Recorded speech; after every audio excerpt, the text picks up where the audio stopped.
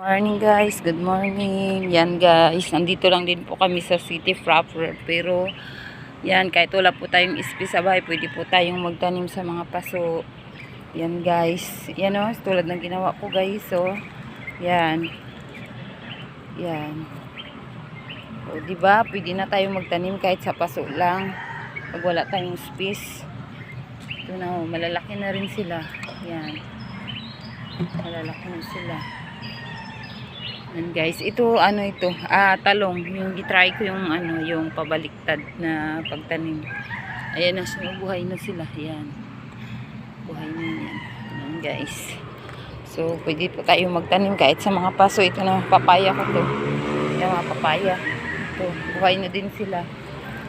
Guys, ito kami sa garden. So, thank you talaga, Lord, sa pagpatira sa amin dito, kasi ito yung pangarap ko. Kung meron ako mataniman, yan, kasi mahilig po talaga ako magtanim kahit saan, kahit wala na space.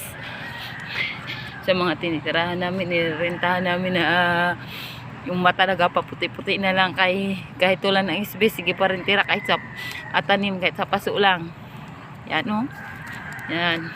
So mo guys o, yung pitsari pala guys, pwede kayo makaharvest na within lang 25 days o 30 days, pwede na siyang harvestin.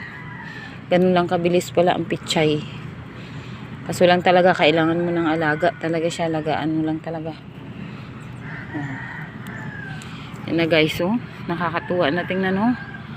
After 1 month namin dito guys, ito na achievement namin. Ito, yan, marami naman, yan. Mahilig kasi talaga ako sa tanim. Magtanim. Kahit ano, basta mapakinabangan. Yan. Nagalan na natin ang Sa loob lang pala ng 1 buwan, pwede ka nang makaharvest ng pitsay. Mabilis lang pala ang pitsay. Ganun lang. 2 linggo ang punla. 2 linggo lang, pwede ka na rin, pag nalipat mo na, 2 linggo lang, pwede ka na rin palang makaharvest. Ganun siya kabilis. Yan. Lalaki na eh. Katuwa na tingnan, makita mo ganito na, oh. Green na green. Yan. Advice lang guys, kahit lang sa mga paso guys, pwede kayo magtanim. Yan, makalibre man lang ng gulay, dahil pati gulay ngayon, dollar na rin ang presyo ng gulay. Hindi ka na basta-basta makabili. Makabili ka man minsan ng medyo mura, pero lanta na. Ano na talaga. Kasi mahal na rin pala ang seedling nito. Hindi katulad dati, yung isang pack 10 piso lang. Ngayon, 75 pesos na. Sobrang laki na ng tinaas ng gulay, ang presyo ng seedling ng mga gulay. Yan. Tuman natin, daming damo eh. Bilis pati damo nagdami, oh.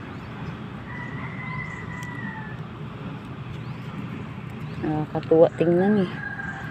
Gising mo sa umaga, ganito ang makita mo.